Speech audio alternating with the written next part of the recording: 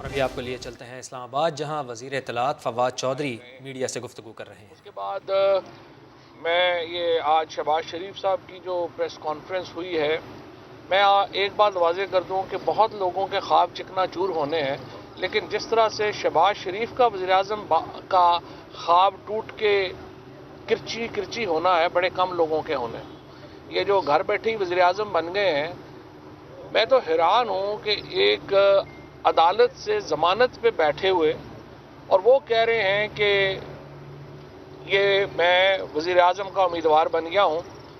مجھے ابھی جو ہے وہ بتایا گیا ہے کہ یہ لاء منسٹری کا چارج مجھے مل رہا ہے، تو میں فوری طور کے اوپر کل ہی شہباز شریف کی وہ ضمانت کی کینسلیشن دائر کرنے کا کہہ رہا ہوں کہ شہباز شریف صاحب کی جو ضمانت ہے اس کو کینسل کیا جائے، اور ایف آئی اے جو ہے ان کے خلاف دونوں، آپ دیکھیں کہ باپ جو ہے والد صاحب ادھر وزیر اعظم کے امیدوار بن گئے، بیٹا وہاں پہ چیف منسٹری کا امیدوار، اور دونوں جو ہیں وہ ضمانت کے اوپر باہر ہیں۔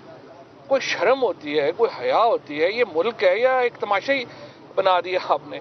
تو بہرحال انشاءاللہ وہ ہم صبح ہی عدالت کو کہہ رہے ہیں کہ اس کا وہ فوری طور کے اوپر ضمانت کی کینسلیشن پروسیڈنگز جو ہے وہ شروع کریں، دونوں پہ، شہباز شریف پہ بھی اور حمزہ پہ بھی۔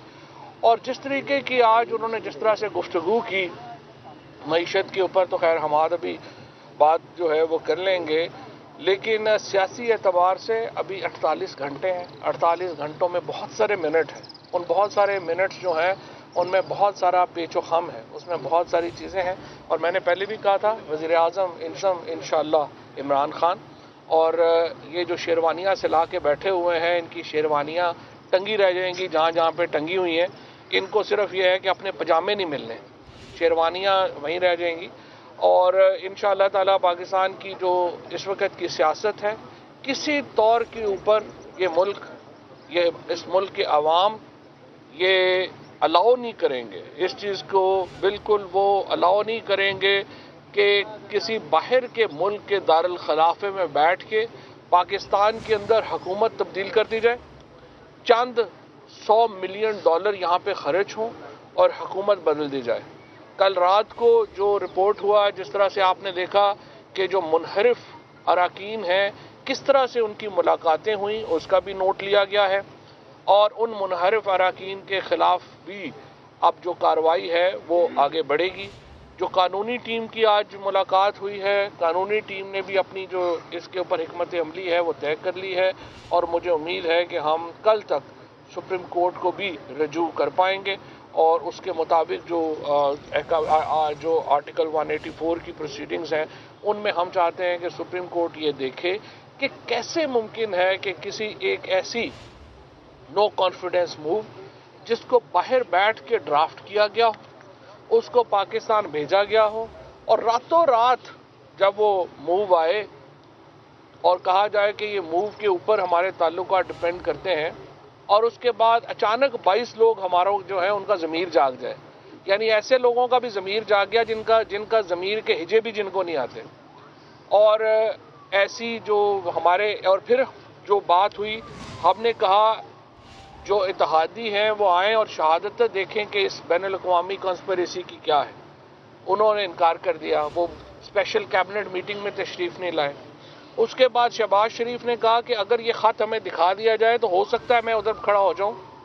ان کو بلایا گیا کل اپوزیشن میں، وہ نہیں آئے، اور اس کے بعد آپ نے دیکھا یہ کیوں نہیں آئے۔ اس کا ایک ہی کنکلوژن ہے، ایک ہی تجزیہ ہے کہ یہ لوگ اس لیے نہیں آئے کہ ان کو تو پتہ ہے کہ یہ سازش ہو رہی ہے، اور اس اپوزیشن کے سرکردہ لوگ اس بین الاقوامی سازش کا حصہ ہیں جو یہاں پہ نہیں آئے۔ اس کے بعد آپ نے رات کو دیکھا خواجہ آصف، 3 جو غلام ہیں، غلامان شریفیہ خاندان 3 کھڑے ہوئے، خاقان عباسی، احسن اقبال اور خواجہ آصف، یعنی خواجہ آصف دیکھیں اتنا ماشاءاللہ ضمیر والے آدمی ہیں کہ پاکستان کا فورن منسٹر اور ڈیفنس منسٹر ہے، اور دبئی میں کمپنی سے تنخواہیں لے رہے ہیں۔ اس طرح کے ماشاءاللہ باضمیر لوگ پاکستان کے اوپر مسلط رہے ہیں، اور اس کے بعد کہہ رہے ہیں کہ امریکہ نے تو ہمیں ڈرپیں لگائی ہوئی ہیں، اگر وہ ڈرپ نکال لے گا تو کیا ہوگا؟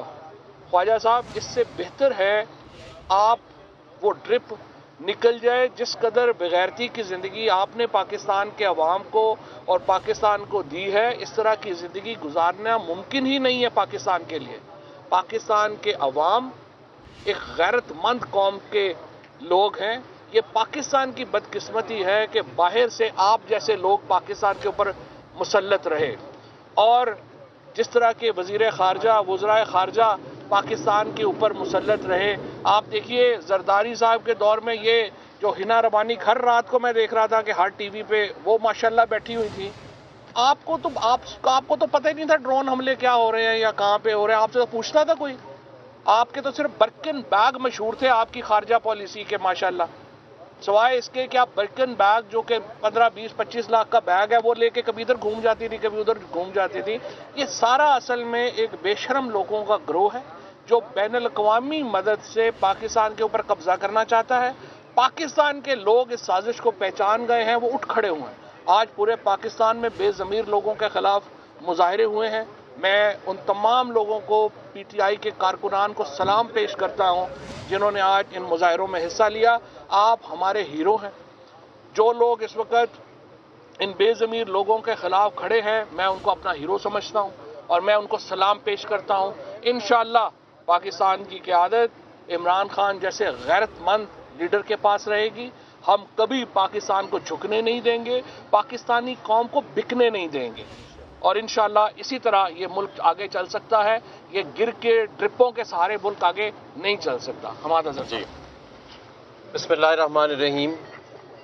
اس وقت ملک میں ایک بین الاقوامی سازش کے ذریعے ایک کٹ پتلی حکومت بنانے کی ایک کوشش کی جا رہی ہے. کٹ پتلی جو ہے وہ حکومت یعنی کہ فورن پپٹس کی حکومت بنانے کی کوشش کی جا رہی ہے. جو لوگ نہ تو عوامی سپورٹ رکھتے ہیں، نہ ہی عمران خان جیسا عقیدہ، نہ ہی عمران خان جیسا جذبہ رکھتے ہیں کہ وہ ایک آزاد خارجہ پالیسی اور ایک باوقار پاکستان جو ہے اس کی قیادت کر سکیں. اور یہی وجہ ہے کو نامینیٹ کیا گیا ہے. یہ جو فورن نامینیٹڈ لوگ ہیں، یعنی بین الاقوامی طور پہ جن کو تعین جن کا کیا گیا ہے کہ ان کے حوالے حکومت کرنے کی کوشش کی جانی ہے، تو میں اپنی قوم کو یہ یقین دلانا چاہتا ہوں کہ عمران خان اور ان کے یہ ادنا سپاہی انشاءاللہ تعالی کسی بین الاقوامی سازش کے نتیجے میں کسی کٹ پتلی حکومت کو، بین الاقوامی فورن پپٹس کو یہاں پہ حکومت قائم نہیں کرنے دیں گے. نمبر 2، آج قائد حزب اختلاف نے ایک پریس کانفرنس کی جس میں انہوں نے بڑا فضائل بیان کیے اپنی دور حکومت کے اور اپنے تجربے کے. تو میں ذرا لوگوں کو یہ یاد دلانا چاہتا ہوں کہ آج اگر دوسرے سال بھی پاکستان میں 5.5% کا گروتھ ریٹ چل رہا ہے معیشت کا، تو یہ ایسا ہمیشہ نہیں تھا. جو ہمیں مسلم لیگ نون سے حکومت ملی تھی وہ ایک بینکرپٹ حکومت، دیوالیہ شدہ حکومت تھی، جو انٹرنیشنل ریٹنگ ایجنسیز جن کو ڈاؤن گریڈ کر چکی تھیں، اور بڑے سخت فیصلے کرنے کے بعد آج الحمدللہ ان سب نے پاکستان کو اپ گریڈ کیا ہے. اور ہمارے جو زر مبادلہ کے ذخائر ہیں ان کے دور سے وہ زیادہ ہیں. ریکارڈ قرضوں کی واپسی ہوئی ہے. جو گردشی قرضے ان کے دور میں 450-500 ارب سے بڑھ رہے تھے، اس سال وہ صرف 130 ارب کی رفتار سے پچھلے سال بڑھے، اور اس سال انشاءاللہ تعالی 300 ارب کی ان میں کمی آئے گی. فیٹف کی تلوار جو انہوں نے ہمارے سر پہ لٹکائی مسلم لیگ نون نے، اس کو ہماری حکومت نے چیلنج قبول کیا، اور آ کے آج 34 میں سے 32 اس کے نکات جو ہیں وہ مکمل ہیں. اور انشاءاللہ تعالی جون میں یہ ہمارا فارمل پروسیجر شروع ہو جائے گا. مجھے پورا یقین ہے گرے لسٹ سے نکلنے کا انشاءاللہ تعالی. دوسرا، انہی کے دوروں میں جو یہ آئی پی پیز کے سودے ہوئے وہ ہم نے ری نیگوشیٹ کیے. ہم نے سب سے سستا RLNG کا سودا قطر کے ساتھ کیا. ان کے دور میں جو سودے ہوئے، آج میں ذرا آپ کو ان کی بھی اصلیت بتاتا ہوں کہ ان کے دور میں جو سودے ہوئے 2 ٹریڈنگ کمپنیز کے ساتھ، گنور کے ساتھ اور ایک اور کمپنی کے ساتھ. تو ہم 3-4 سال وہ مہنگے سودے لیتے رہے، حالانکہ اگر ہم مارکیٹ سے جا کے وہ سودے اٹھاتے ہمیں سستے ملتے، لیکن کیونکہ سودے ہوئے تھے ہمیں لینا پڑے.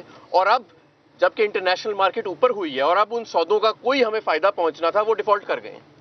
8-9 انہوں نے پہلے ڈیفالٹ کیے سردیوں میں، اور اب انہوں نے کہا باقی جتنا بھی ہمارے معاہدے کی مدت ہے ہم نے وہ گیس نہیں دینی. یہ حقیقت ہے ان کے LNG کے سودوں کی.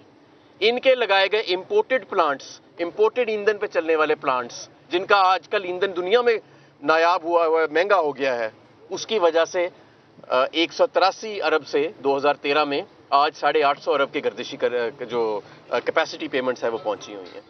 تو یہ ملک متحمل نہیں ہے، نہ اس ملک کی معیشت متحمل ہے، نہ اس ملک کی انرجی متحمل ہے کہ وہ ایک اور وار اور ایک اور عرصہ ان لوگوں کا برداشت کریں، اور انشاءاللہ تعالیٰ وہ نہیں کریں گے. جس طرح ہم نے اس معیشت کو سنبھالا دیا، اس کو ہائی گروتھ ریٹ پہ لے کے گئے، انٹرنیشنل کریڈٹ ریٹنگ ایجنسیز نے جس طرح ہمیں اپ گریڈ کیا، جس طرح ورلڈ بینک نے اور باقی تمام اداروں نے ہماری تعریف کی، جس طرح کووڈ کے اندر ہماری پرفارمنس رہی، جس طرح ریکوڈک کا مسئلہ ہم نے حل کیا، جس طرح آئی پی پیز کو ہم نے ری نیگوشیٹ کیا، جس طرح سب سے سستا آر ایل این جی کا سودا پاکستان کا ہم نے کیا، جس طرح کارکے کے فائن کو ہم نے ویو کرایا، ریکوڈک کے اربوں ڈالر 10 ارب ڈالر کے فائن کو ہم نے ویو کرایا، پیٹف کے مسائل سے ہم نے ڈیل کیا، اور جس طرح ان تمام مشکلات کے باوجود، کرونا جیسی وبا کے باوجود، ہم الحمدللہ ایک اچھے طریقے سے ثابت قدم رہے اور چلتے رہے. اور اب جو لیبر فورس سروے آیا ہے، جس میں جس طرح فواد چودھری صاحب بتا رہے تھے کہ 14 لاکھ 15 لاکھ نوکریاں یہ سال کی پیدا کرتے تھے، ہمارے دور میں 18 لاکھ سال کی پیدا ہوئیں، اور اس میں لکھا ہوا ہے کہ 55 لاکھ نوکریاں جو ہیں وہ پیدا ہوئیں، اور یہ درج ہے، یہ ڈیٹا موجود ہے. تو یہ تمام ان کی جو سازشیں ہیں، جو ایک معیشت پہ بھی حملہ تھا اور پاکستان کی سالمیت پہ بھی حملہ تھا، انشاءاللہ تعالیٰ اس کو ناکام بنایا جائے گا. اور میں صرف یہ کہنا چاہتا ہوں کہ یہ جہاں بھی اگر آپ تاریخ پڑھیں نا، یہ بین الاقوامی پپٹس کو انسٹال کرنے کی کوشش کی گئی ہے، بین الاقوامی فورسز کی طرف سے کٹ پتلیوں کو، ہمیشہ وہ رجیم جو ہے، وہ یہ جو تجربہ ہے، ہمیشہ یہ فیل ہوا ہے. کیونکہ یہ لوگ نہ تو ان کی عوام میں حمایت ہوتی ہے، اور نہ ہی ان کا کوئی پروگرام ہوتا ہے، نہ ہی ان کا کوئی پلان ہوتا ہے.